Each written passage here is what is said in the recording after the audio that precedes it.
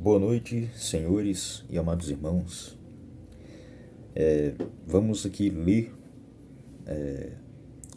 a carta de Judas. Voltando aqui às leituras bíblicas, né? Agora, no foco de fazer todo dia leituras bíblicas aqui para vocês. Não para vocês, né? Mas para a honra e glória ao Deus Pai Todo-Poderoso e ao seu Filho Jesus Cristo, nosso único soberano Salvador, que está à destra do Todo-Poderoso, intercedendo por cada um de nós, os nossos pecados, o advogado fiel junto ao Pai. Vamos lá. Judas, servo de Jesus Cristo e irmão de Tiago, aos que foram convocados, amados por Deus o Pai e preservados na fé em Jesus Cristo. Misericórdia, paz e amor vos sejam multiplicados. Devemos batalhar pela fé cristã. Amados, enquanto me preparava com grande expectativa para vos escrever acerca da salvação que compartilhamos, senti que era necessário, antes de tudo, encorajar-vos a batalhar dedicadamente pela fé confiada aos santos de uma vez por todas. Porquanto, certos indivíduos, cuja condenação já estava sentenciada há muito tempo, infiltraram-se em vossa congregação com toda espécie de falsidades. Essas pessoas são ímpias e adulteraram a graça de nosso Deus em libertinagem e negam Jesus Cristo, nosso único soberano e Senhor. Quero, portanto, recordar-vos, embora já estejais bem informados sobre tudo isso, que o Senhor libertou um povo do Egito. Contudo, mais tarde, destruiu todos os que não creram. Aqui, Judas está citando vários exemplos, né, de pessoas que foram retribuídas por causa da sua desobediência. Por exemplo, que o povo de Israel, alguns dos que não creram no Pai, foram destruídos por causa da desobediência deles, porque não obedeceram aos seus mandamentos, não adoraram, serviram reverentemente ao Criador. E a falta de fé, abandono da santidade, moralidade, pessoas que são entregues à libertinagem, né? E alguns, o povo de Israel, ao cruzar o deserto rumo a Canaã, duvidou das promessas do Senhor. Em consequência, todos os adultos daquela geração morreram antes de entrar na terra prometida. Lendo aqui uma pequena, como é o nome? Rodapé. Continuando a leitura. E quanto aos anjos que não guardaram sua autoridade e santidade originais, mas abandonaram seu próprio domicílio, ele os tem mantido em trevas, presos com correntes eternas para o julgamento do grande dia. O grande dia aqui é o dia do julgamento, né, do trono branco, onde todos vão receber as devidas punições pelas suas obras, né, que praticaram durante toda a vida. E assim, antes da condenação ao lago de fogo, todos vão receber, né, o castigo, né, pelas obras. Alguns que cometeram poucos pecados vão receber poucos açoites. E aqueles que cometeram muitos pecados na vida terrena vão receber muitos açoites, muito juízo, né? E o Criador, ele não é injusto, ele é justo. Por isso que ele julga retamente e dará a cada um segundo o que suas ações merecem, certo? E assim, aqueles que tiveram, por exemplo, quem cometeu poucos pecados, mas que guardou a lei no coração, né, em pensamento, mesmo não tendo conhecimento da palavra, assim como tem muitos povos aí, né? O exemplo disso é o Japão. O Japão é um povo politeísta, que não tem conhecimento do evangelho, da palavra, né? Mas praticamente são mais cristãos do que muitos aí que se dizem cristãos, né? Que praticam o que está na palavra, mesmo não tendo a ciência da mesma. E a lei do coração, né? Mas, mesmo assim, a pessoa que não conhece a Escritura, não conhece a Jesus Cristo verdadeiramente, e mesmo assim ela pratica os mandamentos escriturísticos, mas se ela não tiver o Espírito Santo, não tiver o Messias, não ter recebido o selo do Espírito Santo, ela não é salva, porque a salvação é pela graça, mediante a fé, né? E a salvação só está em Cristo, certo? Então, o Criador é justo. De maneira semelhante a estes, Sodoma e Gomorra e as cidades circunvizinhas entregaram-se à imoralidade e a todo tipo de depravação sexual, estando sob o castigo de fogo eterno. Essas cidades nos servem de exemplo. Sodoma e Gomorra, né, como você sabe. Hoje está na atualidade do mundo, né, tá tempos de apostasia, né, muitos bodes, falsos mestres, enganadores, né. Hoje está bem pior do que Sodoma e Gomorra, né, principalmente aqui no Brasil, né. Preciso nem falar aqui, né, o que está acontecendo. A corrupção moral e espiritual também tomou conta do país, do mundo. Hoje você pode ver tantas atrocidades e abominações que têm crescido muito, né? Entre as pessoas, o afastamento da fé, o amor se esfriou. Mas lembre-se, pessoal, isso é o cumprimento da palavra, é o cumprimento profético, né?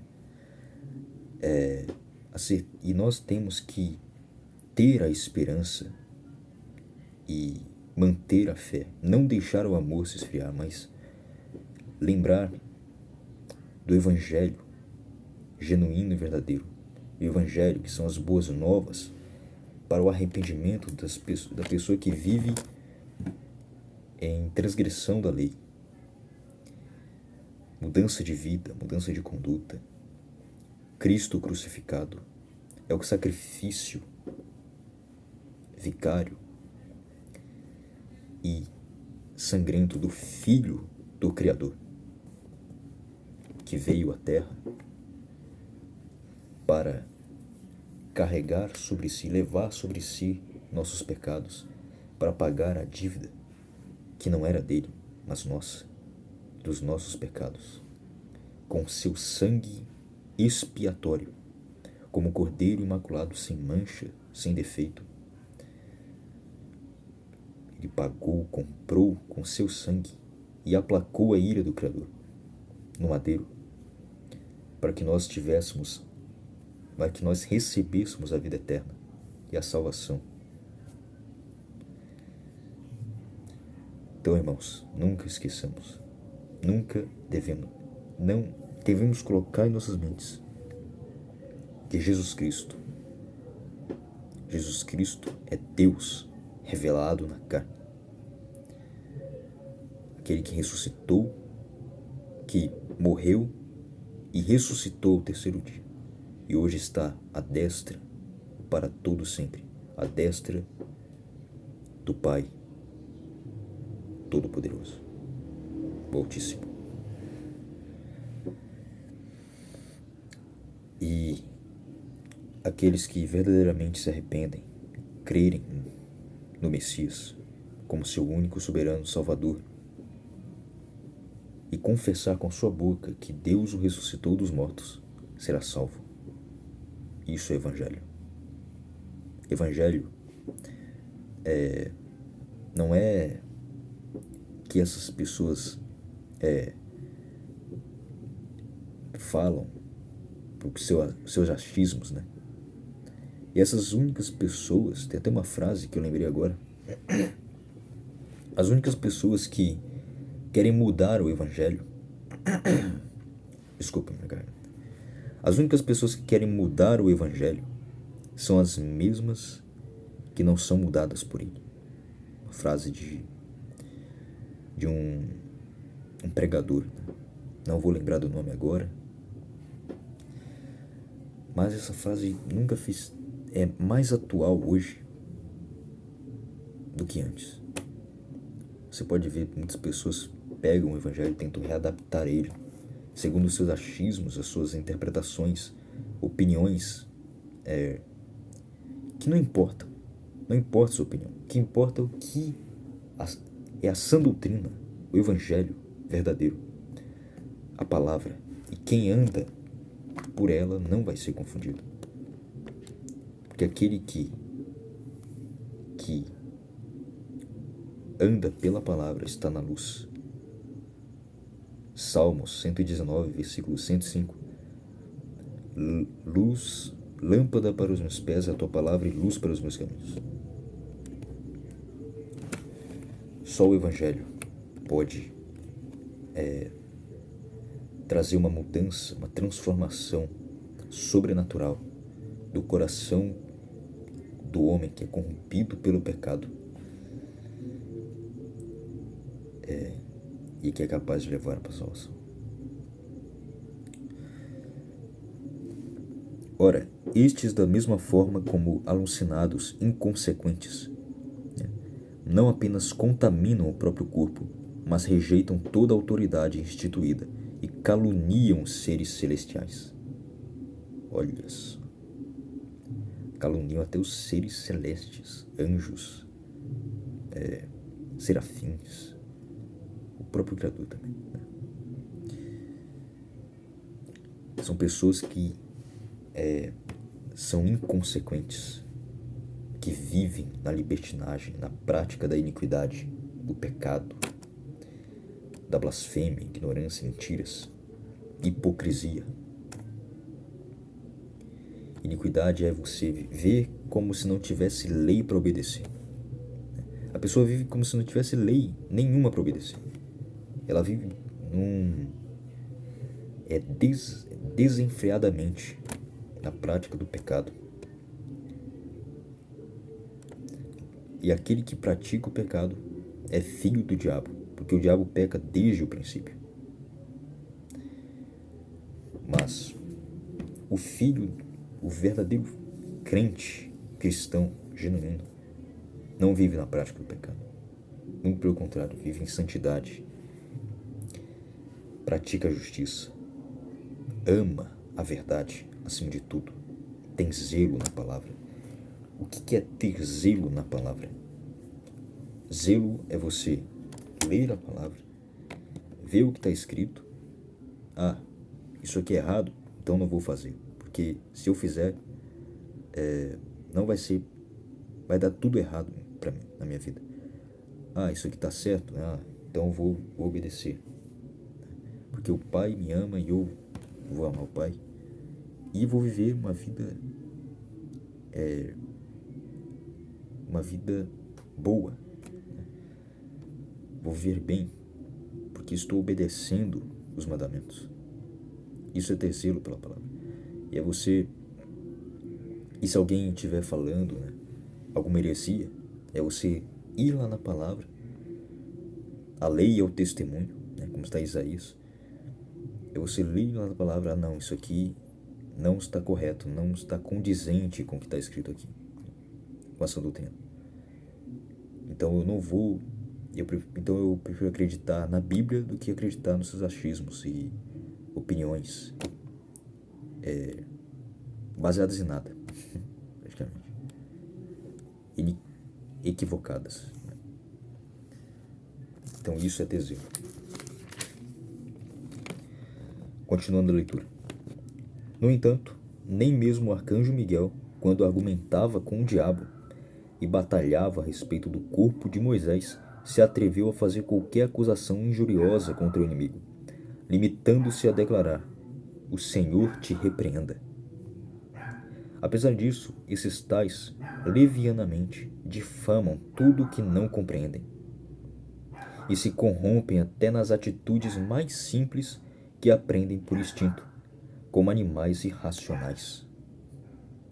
Pessoas caluniadoras que não respeitam o próximo, não respeitam as autoridades que são servas do Altíssimo para fazer o bem, aqueles que praticam a justiça, honrar os que praticam a justiça e punir quem faz o mal. Ai deles, porquanto trilharam o caminho de Caim, ávidos pelo lucro, se jogaram no erro de Balaão e foram tragados pela morte na rebelião de Corá. Essas pessoas participam de vossas reuniões e celebrações fraternais, banqueteando-se convosco, sem o menor pudor. São impudentes.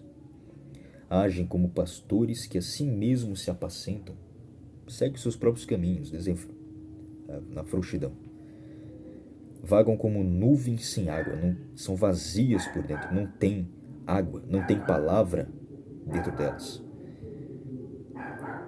São como nuvens sem água, impelidas pelos ventos, levadas por todo vento de doutrina de demônios. São como árvores sem folhas nem fruto, 2 vezes morta, arrancadas pela raiz.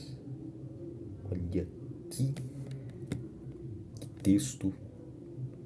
Olha o que Judas está dizendo aqui.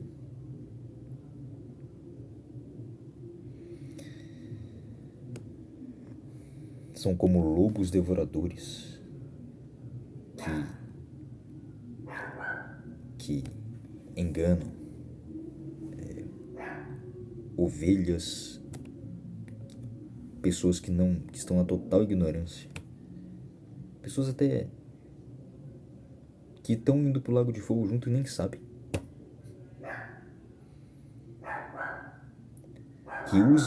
esses falsos pastores usam pessoas para saciar suas próprias vontades, para conseguir lucro, usa da fé para conseguir lucro, usa a palavra para ter isso aqui, ó.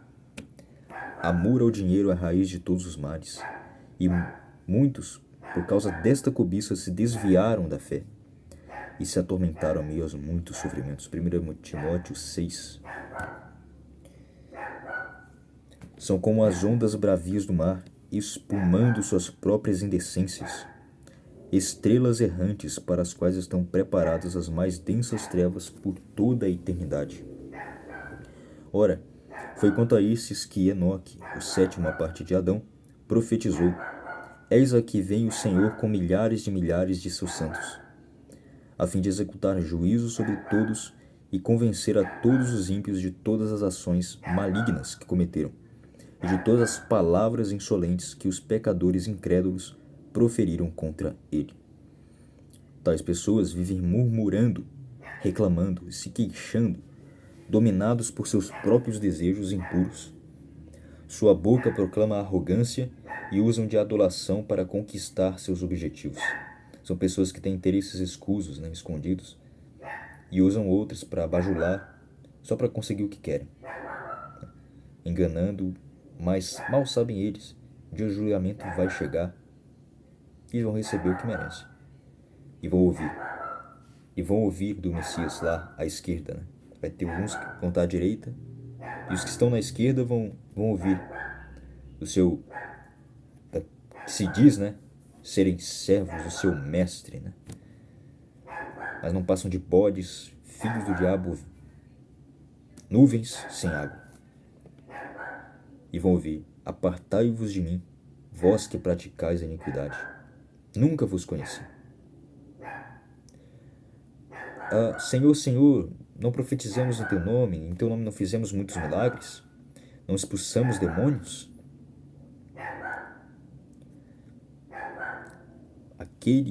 O que o Messias diz? Aquele que faz a minha... Mas aqui não é o servo. Não é por simplesmente dizer que você é crente, mas você não faz a vontade do Pai. Não pratica os mandamentos. Não adianta você dizer que é servo do autismo, mas você não pratica os mandamentos. Não obedece o que está escrito. Continuando a leitura. Vós, entretanto, amados, lembrai-vos das palavras anteriormente proferidas pelos apóstolos de nosso Senhor Jesus Cristo, os quais vos alertavam. Nos últimos tempos haverá zombadores que seguirão as suas próprias e ímpias vontades. Estes são os que provocam divisões entre vós, os quais são dominados pelas paixões de suas próprias almas, são amantes de si mesmo e não têm o Espírito. Não tem o Espírito. Porque só o que tem o Espírito Pai não vai falar um monte de heresia. Não vai enganar outras pessoas. Né?